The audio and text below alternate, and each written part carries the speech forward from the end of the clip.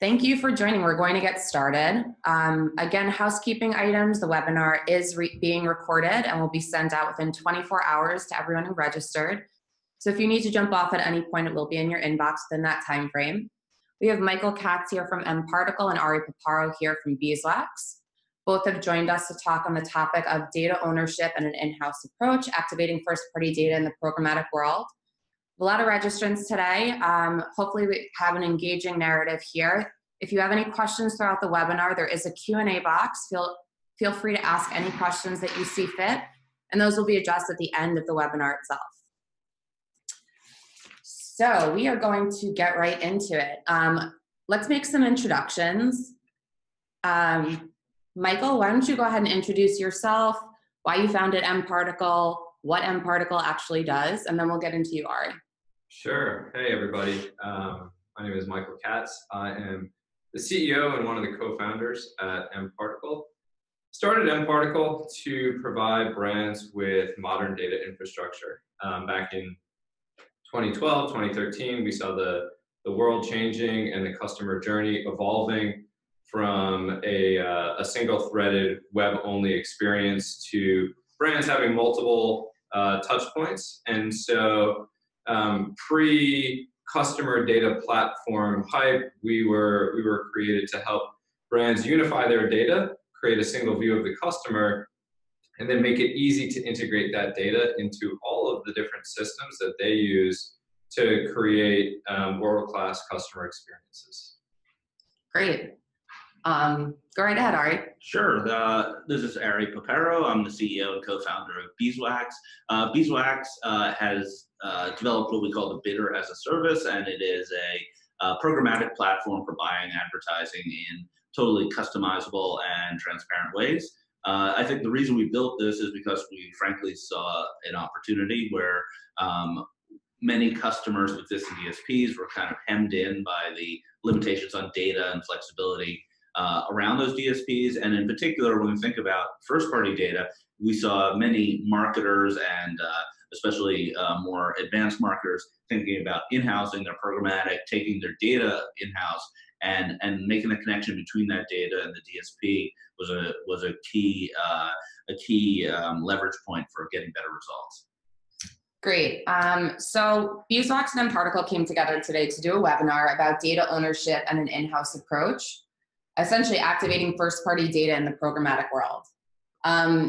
Ari, why don't you go into a little bit about what in-housing means, and then Michael, you can go into a little bit about why first-party data has such prevalence in today's day and age, specifically in digital marketing. Sure. When you think about in-housing, there's different degrees by which marketers or other entities are taking their programmatic in-house and taking control over it, ranging from larger marketers who are just signing the contracts with the various vendors to assure their data integrity and ensure their data ownership, to building actual teams of programmatic specialists who would be trading based on some of the existing platforms. And then finally, what we're seeing is some marketers who are fully embracing in-housing and bringing in not just traders, but also data scientists and engineers so that they can really deploy bespoke solutions that really take their first-party data, use it in near real time, and get the most out of every opportunity in the programmatic landscape. Great. And as this pertains specifically to the prevalence of first-party data, how do you see that evolving? Yeah, so when you think about the customer experience, whether we're talking about on-property personalization or ad and message-based targeting, what powers all of that is your first-party data. And one of the challenges that we see most brands face is that when you think about that customer experience, there's a ton of silos, right? That on-property personalization is siloed from your marketing output. You may have a data science team who builds models and connects them to your CMS or to some sort of recommendation engine that then displays product and content recommendations. And that's usually disconnected from everything that's happening on the marketing side of the house. Now, on the marketing side of the house, there are additional silos. You have your paid ads, team usually, and then you have like your retention marketing team. And then within the paid ads component, that usually breaks out into open web, where you have maybe a DMP, or you're working with a great company like Beeswax to deliver those targeted ads. And then you also have walled gardens, right? And those two channels are usually siloed. And then all of the walled gardens are siloed from one another. And so the importance of bringing your first party data together and getting it centralized into a system like mParticle, whose job is to ensure that data stays in motion across these different channels, partners, and touch points, is because otherwise you're not going to be able to deliver that consistent experience to the customer. And I think as consumers, that's what we expect out of the brands that we interact with. Absolutely. So we're going to go right into defining what first and third party data is. And I think this is probably better addressed by you, Michael. And how does mParticle sort of view the different types of data within their system and the importance of them? So anytime somebody interacts with your one of your owned and operated properties, there's an artifact that's created as a result of that engagement. And that is first party data. First party data is data that you own and control, and should really be served or thought of as the foundation for ultimately driving that targeted advertising, personalized messages, and personalized experiences. Third-party data has, it's kind of come and gone over the past 10 years or so. Third-party data was really prevalent in the late 2000s when the digital experience was primarily anonymous, and marketers and publishers would need to append additional signals to get more utility out of their data, which is also kind of highly perishable. And so the DMPs, which mostly started as data exchanges, started to combine these two worlds. And our belief is that for many people who became addicted to this kind of third-party data enrichment or appending third-party data signals onto their first-party data, what we saw was that they weren't building the right muscle memory in terms of thinking about their first-party data. And so as the world has shifted away from anonymity and back to identity, the persistency that identity gives is lends itself much more favorably to deploying first-party data at scale across lots of different systems. So the need for third-party data is still there, but I think over the past couple of years, what a lot of people have seen is that they need to get their foundation built on their first-party data. Great. And from a programmatic standpoint, have you seen the use of first and third-party data sort of change over the growth of programmatic? Yeah, absolutely. I think third-party data, as Mike was saying, was very popular early in the programmatic life cycle, and I think it's stalled out or in decline at this point. It's still an important part of the toolkit, especially for prospecting, where you don't have any first-party data, and helps narrow down the funnel a bit. So if you're trying to find new consumers in a totally blind environment, you have to use what you can get. So contextual is working really well. Grapeshot is a partner of ours and is very popular. But then if you can bring a third-party segment to bear to help your optimization or help your targeting, then that's usually a good thing to do within the confines of making sure that any fees you're paying for that third-party data are justified, and that it doesn't become kind of a margin reducer as opposed to a optimization enhancer.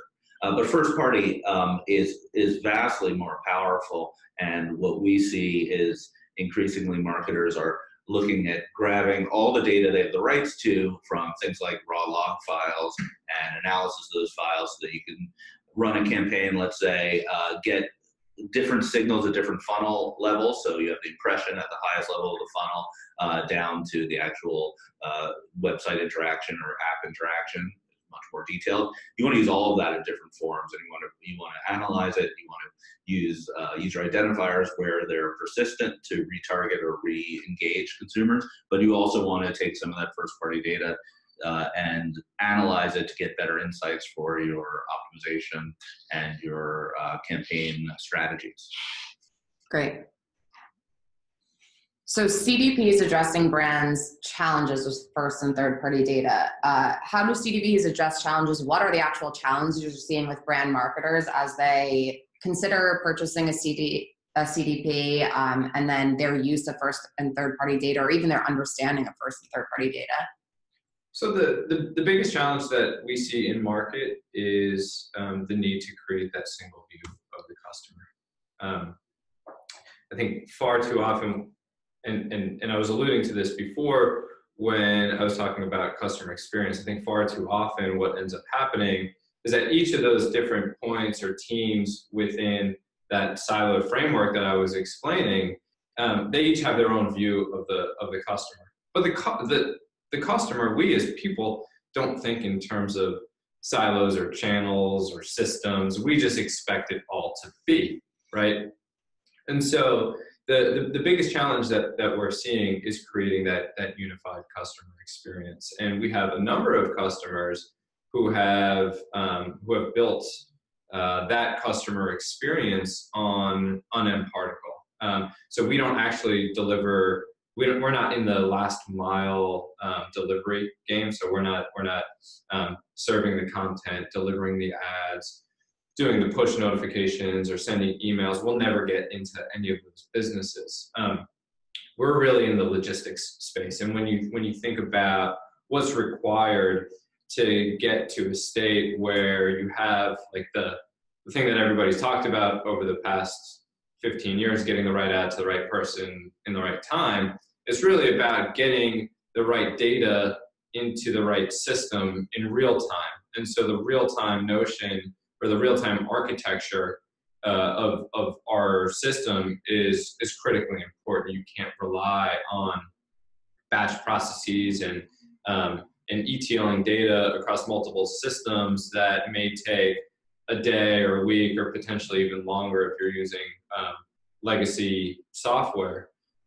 So tying all those systems together and creating that interoperable stack in real time is kind of paramount to delivering those customer experiences. And then I think as it pertains to third-party data, we work with a few different providers. I think the best one out there these days is probably Narrative. And we're seeing that, even though the emphasis is on first-party data to help build that foundation, once that foundation has been built, then you start to layer on the third-party data to either cut data different ways, unlock new insights, or ultimately kind of break through the ceilings that you are seeing and drive additional scale. And so, I would say that Narrative is definitely the leader in that space at this point. Great. And I mean, specifically as it pertains to programmatic as a channel, we see that this is such real-time interaction. How do you see, what challenges, Ari, do you see brands facing specifically as they understand the nuances of programmatic and how instantaneous it is from a data standpoint? Yeah, sure. So there's a couple of things. The first thing I'll point out is that first-party data is incredibly valuable, and especially in the performance sector, advertisers don't always want to share it. One example is that in mobile performance, advertisers often want to give their ad network partners information about installs, but they want to optimize to ROAS, and to do that, they have to give an uncomfortable amount of data to those ad networks. Think about revenue, margins, etc. So that's a big challenge where you may have the first-party data, but you don't want to let it go to certain partners in certain environments. So being able to activate it yourself and get the same performance with the protection around it is a key challenge that a lot of performance marketers are looking at. The second point I'll make is that whether you're using a third party or not to activate your first party data, we find that many marketers treat first party data sort of like a list. So an average, like here are high value consumers, here are low value consumers, or here are consumers who logged in the past week and here are the ones who didn't. And we believe strongly that scoring those users on a curve is much more effective and immediately produces better results. Marketers sometimes have a bit of a hard time with this in terms of applying data science against their first party data to make value judgments and to score them, or that scoring is so coarse that it's only done once a week or something like that. But getting to the point where you can evaluate users against different opportunities gives you an enormous amount of upside on performance. Great. I think we're both in agreement that data science is really needed in today's day and age of marketing. We're going to go into in-housing now and the hurdles of adopting an in-house approach to programmatic. And I think that both parties can sort of speak to in-housing technologies or bringing a lot of tech infrastructure into the marketing department. But Ari, why don't you speak first about what actually is, from our perspective, an in-house approach to programmatic and how that plays out? Yeah, sure. So I mentioned this earlier that there's different levels of in-housing depending on each organization's needs. I think the foremost challenge people are having with in-housing programmatic in the U.S. is around staffing. Many marketers have a hard time finding the right people and scaling them up to their needs, especially if their headquarter location is in a city that doesn't have a lot of programmatic talent. So that's a very tactical problem, but it's real, and it does get in the way. The second challenge, I think, is around organizational alignment. So we find that some very sophisticated marketers jump into programmatic in-housing. They do things that are really cutting edge, like building their own algorithms, accessing log files, getting insights. But how do you create a sustained commitment within the organization to invest in this area, as opposed to it being kind of a science project or a one-time thing? And so we feel like you need this alignment between sort of the product and technical people who can really produce amazing results, and the CMOs and the marketing org who wants it to be reliable, consistent, et cetera. Yeah, I think ownership is a big word that we talk about when we think of in-housing. Data ownership is huge in the CDP world. How does mParticle feel about owning the data, owning specifically your first party data and having that consolidated view of the consumer as compared to a more siloed approach to that? We agree with it. Yeah, I think you can't outsource your customer experience, right? That needs to be viewed as a core competency. You can ultimately partner with best in breed solutions to create that optimal stack, and that's ultimately what we're tasked with. Creating that interoperable system of best in class vendors, from your product analytics tool to your different vendors on the paid ad side, to your marketing automation suite, to you name it. You're not gonna own every kind of component, nor should you, but you should own the ability to deliver that customer experience that, again, consumers just expect in 2018, 2019. Agreed. So what are some of the opportunities of adopting an in-house approach to programmatic, or just plain ownership of your data and your tech processes? Yeah, so I think of it as two different things. The first one is performance, in that many marketers find that using third parties, be they ad networks or agencies or whomever, to run programmatic, has sacrifices in terms of trying new things, finding pockets of opportunity, and otherwise just driving better results. In the case of ad networks, you're sacrificing margin, where the ad networks often have non-transparent take rates that are taking away from your marketing dollars. But I think the second and more interesting area is what I think of as learning. So when you're arm's length to your programmatic, you really don't learn very much, or the learning comes in drips and drabs through a filter. When for companies I've seen move in-house and have staff with hands on keyboard every single day, they're trying new things and learning about the marketplace, what works and what doesn't, and getting insights that can drive product development, can drive other marketing channels in ways that just aren't possible when you're sort of arm's length from those transactions. I think we can get right into how both CDPs and programmatic platforms play in with each other, and talk about really creating a competitive advantage with data in the programmatic world. So let's talk about some interesting things that you've seen customers do with their data and ways that they've been able to activate it in programmatic. Michael, you want to start off here? Yeah, well, I think I'll let Ari speak to the exact use cases, but I'll speak a little bit more broadly to some of the interesting things that we've seen our customers do with their data.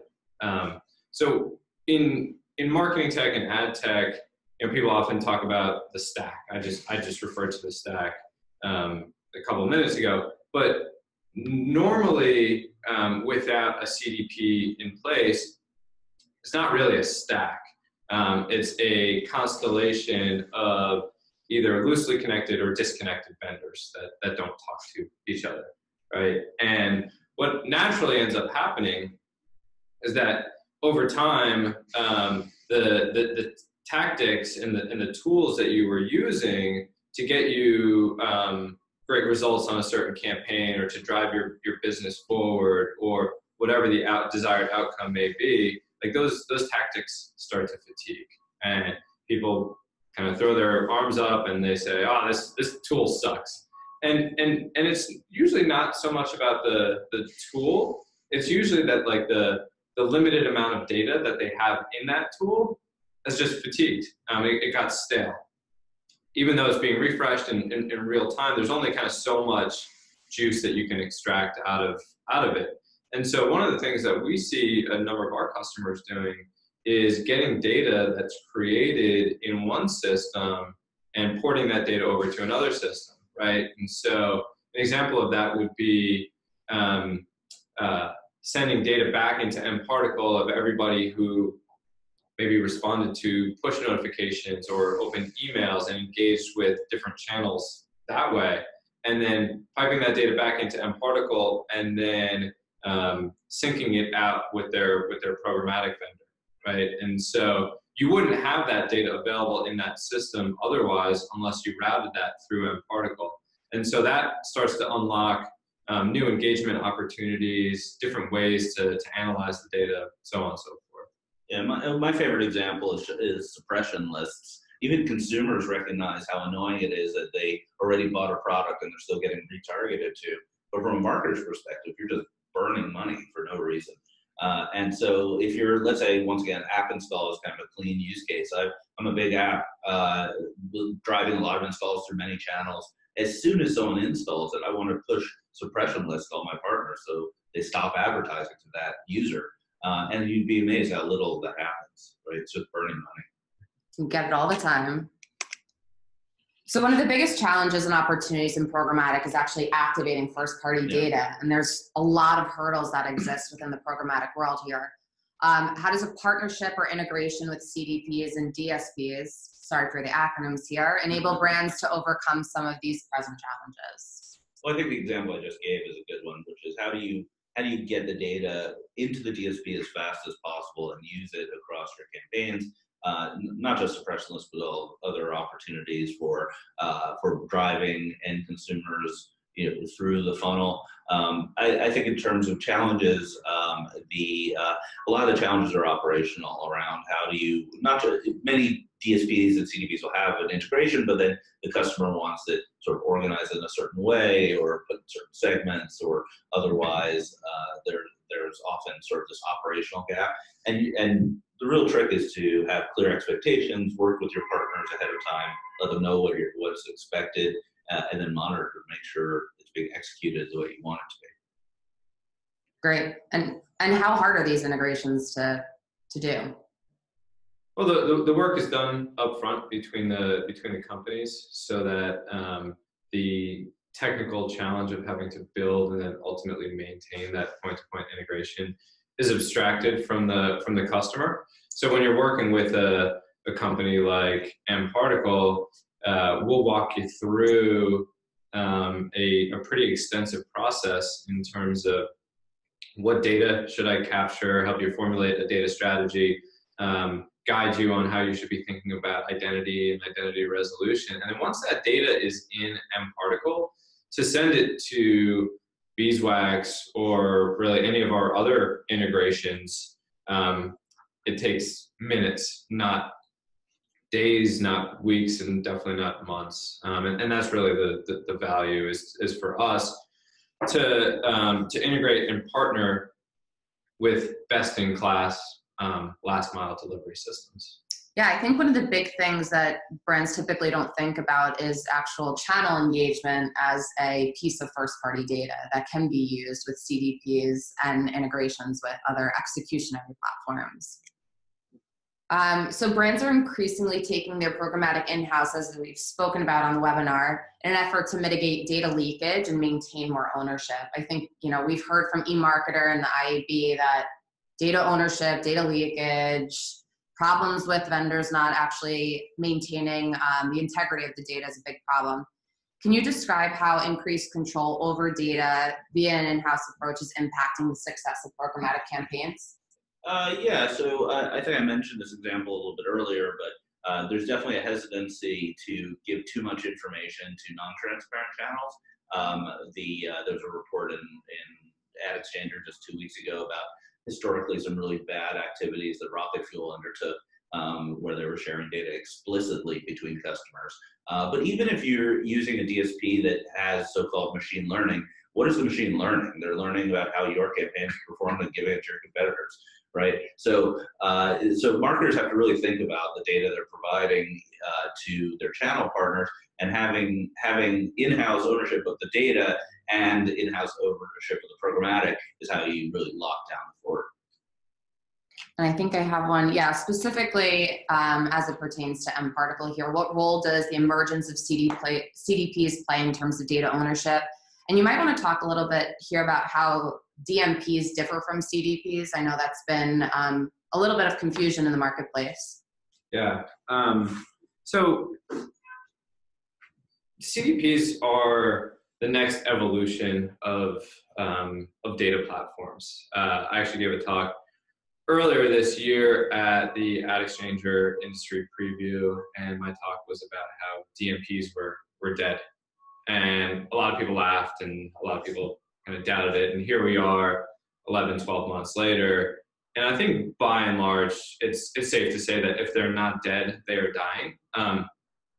And the reason is the world just passed them by. The DMPs are great tools if you have a high proportion of anonymous user activity relative to logged in or deterministic identity.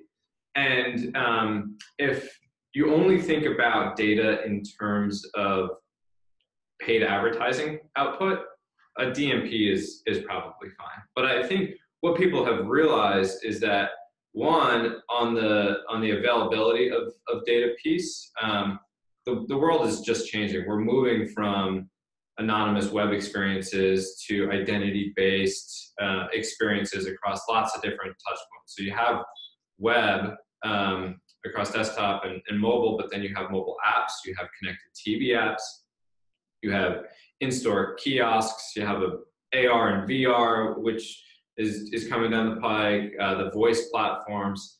And so the DMPs never contemplated a world beyond like just anonymous web activity. And so they work for a limited kind of subset of available data. And then once data is in the system, they don't allow you to integrate that data into the ecosystem of tools that you use across the entire business. Yes, they have integrations with a bunch of the kind of open web channels, but that's just one small part of it, right? The customer experience does go well beyond that. Marketing needs to extend beyond that, or else you're going to be dealing with these silos. And so I see not necessarily all CDPs, but I definitely look at what we're doing at mParticle as that natural evolution given today's realities and challenges. And so in terms of like data ownership and control, it's about making sure that our customers know that their data is safe. We're trusted advisors and stewards of our customers' customer data. We don't own the data. We'll never own the data. We also don't even persist in mParticle ID across all of our customers. We're not backing into some ad network model or some sort of like research model. So there's a good level of comfort knowing that our platform was built with privacy by design, and we have the controls in place, and we've invested a ton in helping them navigate a lot of the legislation that has either happened, things like GDPR or the California Privacy Act, which is coming. You look at what's being presented in New Hampshire and Vermont, and it's a lot more of the same. And so privacy it's the opposite side of the same kind of targeting coin, right? And I think for next year, the battlefront is going to be won and lost on security. Agreed. We'll get into the best practices section, and we'll sort of fly through these a little bit so we can get to some Q&A. Again, feel free to ask questions. We'll address them shortly. How can brands, and this is for both of you, how can brands leverage their data through CDPs in programmatic to get marketing outcomes? And what does marketing outcomes mean? Is that performance through first-party data, through the use of first-party data and that integration? Yeah, I think my hot topic, which I brought up before, is scoring.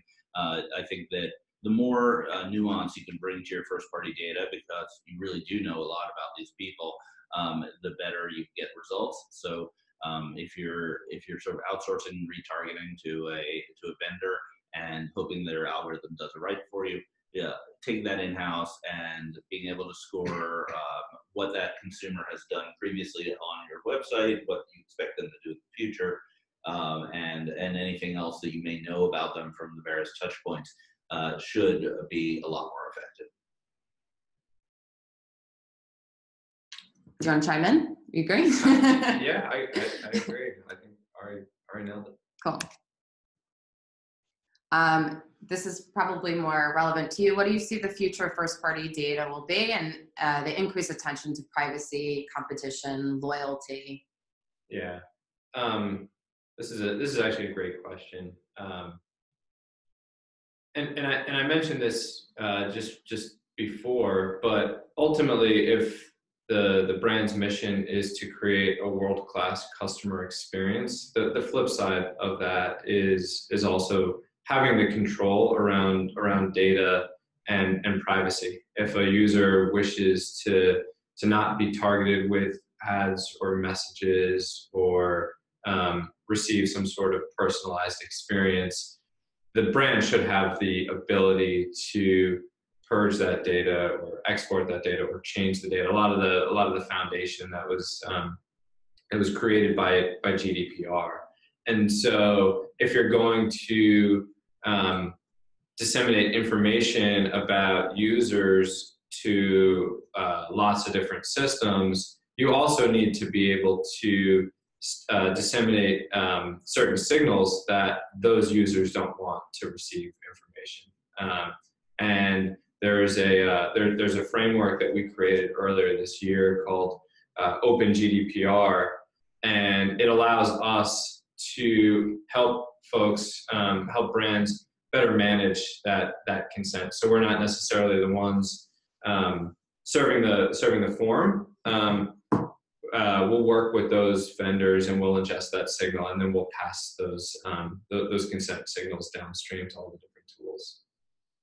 Cool. So that really concludes the content. We do have some really good questions that are coming in. To answer the first question, the third-party data source you were talking about, what in the beginning of the webinar was narrative. Narrative, yes. Okay, cool. And Michael, can you be more specific on what a CDP achieves that a DMP can't do? And on the other way around, what could a DMP achieve that a CDP doesn't? Sure. So look, not all CDPs are created equal. When I talk about CDPs, I'm really only talking about what we do at mParticle. There's a number of CDPs out there that I know for a fact can't do what we do. But on the CDP front versus DMPs, data collection in app environments is something that they've always been really weak at. The system architecture that supports DMPs is just archaic at this point. So everything is batch based. There are no kind of real time connectivity pieces. And then you look at where most of the value is derived from using a tool like mParticle, and it's about disseminating or syncing that data with lots of different systems, not just your paid ads systems. And so another thing that we do that DMPs can't is making sure that customer experience is in sync across those different channels. Ari gave a great example earlier where if somebody downloads your app or maybe they make a purchase, stop serving them ads, right? But you can take that one step further. If they respond to an email or a push notification to do something, stop serving them ads. Or if they respond to an ad, stop serving them push notifications and emails. It's about keeping everything in sync across all your different touch points. And DMPs were just never built to do that. And they can't evolve to doing it either because they're primarily built on anonymous data and cookie-based data. And yes, we do have cookie syncing capabilities in mParticle, but a lot of it is based on these server-to-server API connections. Really interesting. As a brand, Ari, I think this is more relevant to you. How do you determine whether in-housing programmatic makes sense for your business? Yeah, sure. So start with probably you have a minimum spend threshold. You're probably spending at least $100,000 a month, maybe a bit more in programmatic. That's just kind of a simple checkbox. And then you really have to ask yourself, are you the type of company that wants to lean forward with your data? Is your data really important to your business success? And do you have meaningful amounts of data? Those are pretty important factors. And the more you answer yes to those questions, the more likely you should be thinking about some level of programmatic. And then the final thing I'd say is relevant to the staffing issue, which is do you think that your team is going to be capable of taking on operational responsibilities within the marketing function to make programmatic successful? Do you think you'll have the buy-in from the company on whatever staffing needs are necessary to do that? Or are you more comfortable with sort of an agency relationship that's a more traditional way of doing things? Well, for mobile marketing, do you see ad ID being the linchpin, unique identifier for first-party data? It is one form of identity. I think that's one of the challenges that we help brands think through is for a single user, you have multiple forms of identity, right? You have email address, and a lot of users have multiple email addresses. You have various forms of the mobile ad IDs. You may have a cell phone number. You may have a cookie ID. There may be an internal customer ID. One of the things is not just is the ad ID the linchpin. It's how do you think about that waterfall? How do you create that proper hierarchy of identities? And then what do you do in certain situations? How do you handle state transitions? So if there's an experience where you're logged in and you do a bunch of stuff and then you logged out and you're still engaged on the site or the app, and then somebody else logs in using that same phone or computer, what do you do with that kind of middle experience, does that get appended to the first session? Does it create a net new user record? Does it get appended to the subsequent login, right? And so it's important to think not just about ad IDs and what is kind of the center of mass there. It's also about going one step or two steps further in this case and saying, well, what do you do in the presence of other identities, and then how do you handle those certain situations where you have either single user multi-device or multi-user single device. Great. Do you have any examples, Ari, of unique ways to activate first-party data when you in-house programmatic that isn't possible through traditional one-size-fits-all DSPs? Yeah, sure. So I'm going to hit on user scoring again, which is some DSPs allow user scoring, but many don't, or make it difficult, or you have to write your own code. With our system, you can upload them and use them as a bid modifier without much work.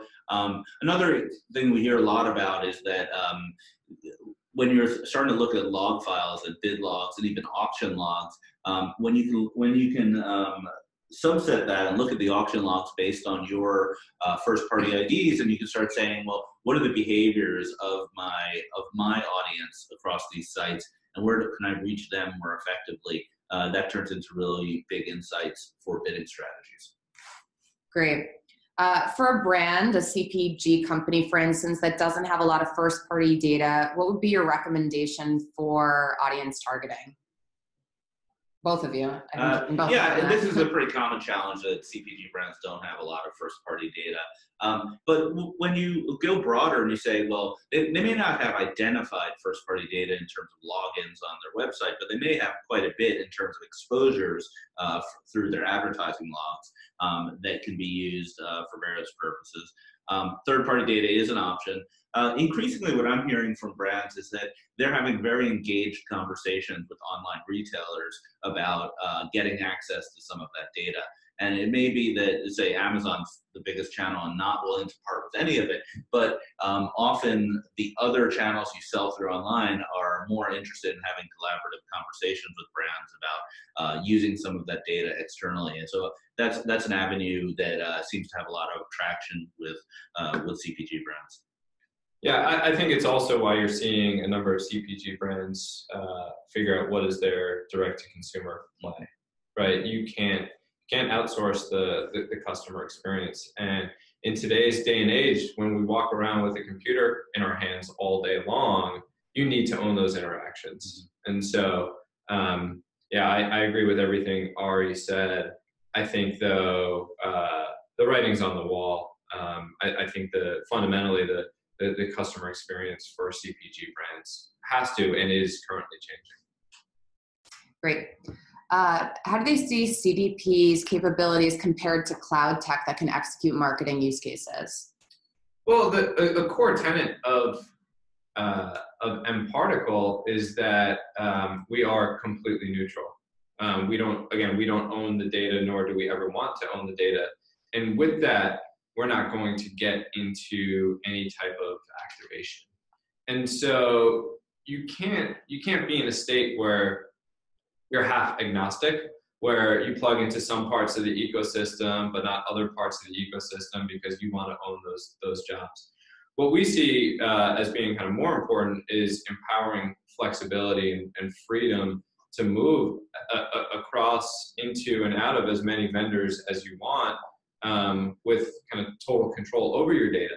And if you're worried about not getting certain signals that are created in those systems, which was a concern early on when we first started, we've, over the past 3 years or so, have productized those data feeds to come back into the system where that data exhaust is created. So you're not losing any type of fidelity, you're not losing access to certain signals. All of that data can be re-ingested.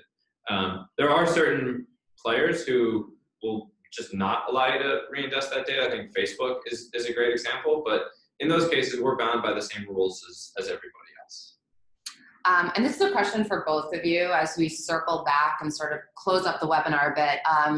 what verticals have you seen the adoption of CDPs or in-housing programmatic really proliferate in? What verticals do you see sort of hesitant to take the next step in the ways of data ownership because of maybe lack of internal resources or internal inflexibility? I don't know.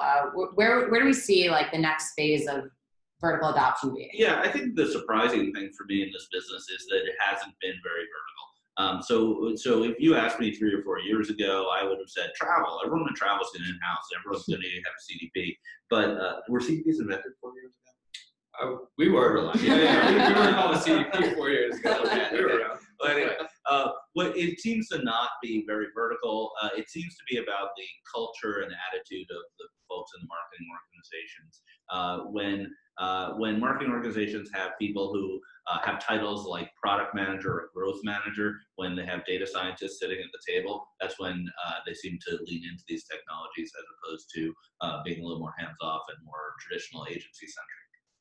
Yeah. So when we're out talking to the market, we view our ideal customer profile as any multi-channel consumer brand. And so that lends itself really well across a number of categories. So you have travel and hospitality, you have financial services, there's multi-channel retail, there's e-commerce and m-commerce, there's media and entertainment, health and fitness, gaming. There's a bunch. I think that the brands that have been less open to adopting a CDP isn't necessarily because of any type of internal struggle or dependency on any external partner or agency or anything like that. It's just been, I think in the example of CPG, they just don't have a lot of deterministic or in some cases any deterministic data. And so that's where it just becomes a little bit tougher to have those conversations. There's been a number of times where I've talked to CPG companies and I've told them to stay with their DMP because it makes more sense for them. Great. Well, that is the end of our webinar today. I want to thank you both for joining in. I think it was a great conversation. If you need to reach Michael or Ari, here's their information. Feel free to reach out to them, email or Twitter. And if you have any additional follow-up questions, please feel free to reach out. Otherwise, a recorded version of this webinar will be in your inbox within 24 hours. Thank you both. Thank you. Thanks, everybody.